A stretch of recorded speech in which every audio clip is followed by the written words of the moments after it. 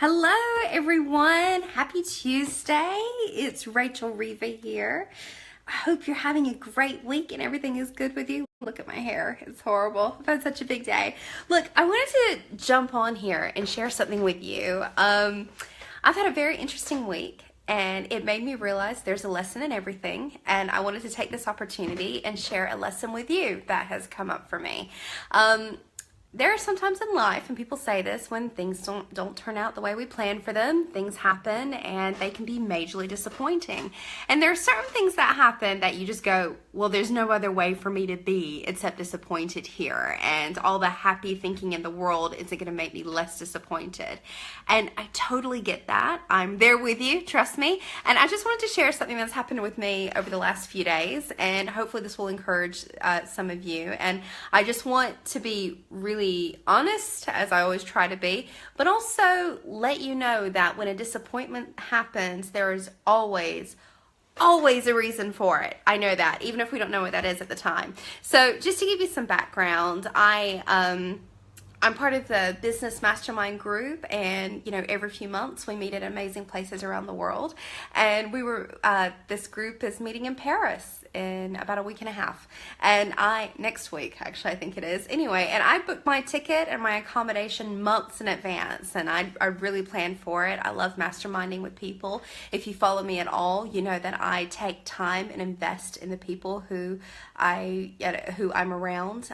So I mastermind with people who are doing incredible things in business and in life. So it's a big part of my life. It's a big part of my business. So I think that's really important. And I was so looking forward to this.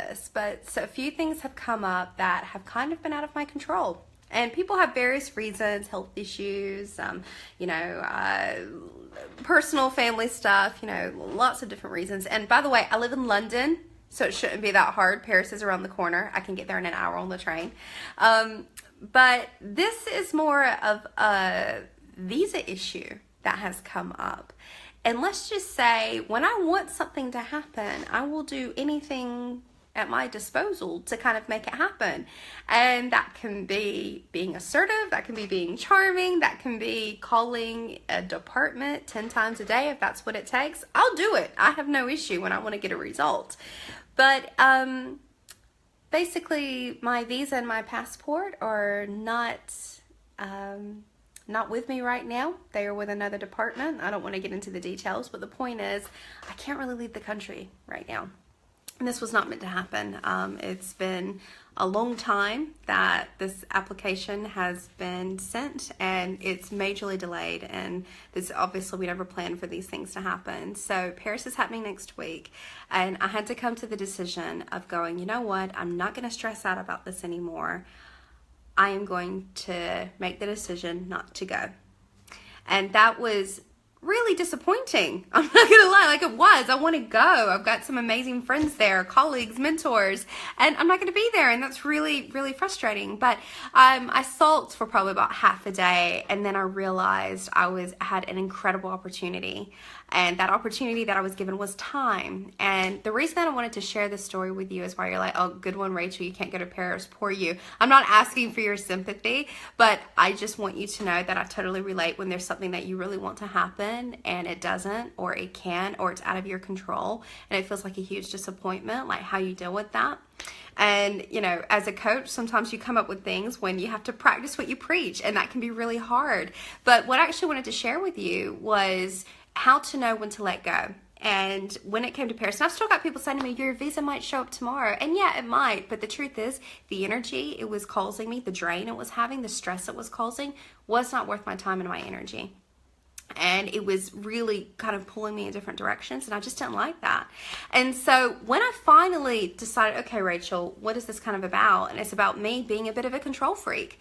And sometimes being controlling can be a really good thing, sometimes not so much. And I recognized that in this situation, I had done everything I possibly could do, and it was time to let it go. And whenever you've got something that you've been pushing hard against, knocking on that door, applying for a job, going again and again for that one thing, the question that I would ask myself, and that I would say for you to ask for yourself, is this: have I done everything I possibly can in this situation? And if the answer is yes, that's when you surrender it. And surrendering is letting go. And I don't mean letting go in a passive way. What I mean is recognizing you are one person and you have done all you can do in this situation. And what happens, I think, is so important because I believe nothing is a coincidence. I believe there's a reason I'm not going to Paris, and I believe it's going to be a good reason. And actually, something incredible happened as a result. I'd already had accommodation paid for, so I thought, oh crap, I don't want to lose it. And actually, this incredible woman contacted me because I put it out there, and she said, you know, this accommodation would be perfect for me. And it worked out to be a double blessing. It worked out for both of us. So whenever there is a disappointment, I know, and I believe, and I have experienced, there's an opportunity for a double blessing, not just for you, but for someone else. You just have to kind of put that out there. And once you let something go, once you surrender it, that's you saying to God, I have done all that I can do, and I'm waiting for you now. This is over to you. And that is not an easy thing for me. It really is not. And if you know me, you know I'm an action taker. I believe in results. I believe that you do create your own destiny. I believe all of those things. But there's also a point when you have come to the end of all you physically can do. And the reason, I'll tell you how to know when you're at that point, is when your energy is so in such a negative place, the frustration, the fear, the anxiety is on this issue or around this issue. And it probably means either one or two things. You're focusing on the wrong things, or you've done all you can do, and it's time to hand that over. So I'm not sure where you're at today, and I don't know what you're facing in your life. But if there is something that is just a major disappointment and you can't see another way around it, I have been there. This is not the first time I'm alive, and nor will it be the last. And obviously, I've had really big setbacks in life, really big disappointments. This, to me, is a blimp. It's not that big of a deal. I love Paris. I want to be there. It was in my plans to be there. It's not happening for some reason. But I also know that all things work for our good. They absolutely do. And I'm living in that right now. I'm not living in the what if or I wish, because that's not where my power is, and that's not where I do my best work, and that's certainly not where God does his best work. So I just want to say to you, if you have something you're disappointed about in your life, know that it's for your good. You may not see it now. It may seem impossible now, but I promise you there's a reason for it. And if you have done all you can do in a certain situation, let it go to God, and you have no idea what can start happening. That shift can be instant. And in the last 2 days, some huge things have happened for me, and only because I just started to let go. Now, there's so much more that I can get into here, and I will be doing some training on surrendering and letting go, particularly for the us control freaks. And I say us because I'm one of you. I don't think you achieve a level of success without being a bit controlling. You know, people say it's negative. Sometimes it's a good thing. But that controlling nature, when you're so used to being the only one who does it the best, and that doesn't make way for the miraculous. And the miraculous is real.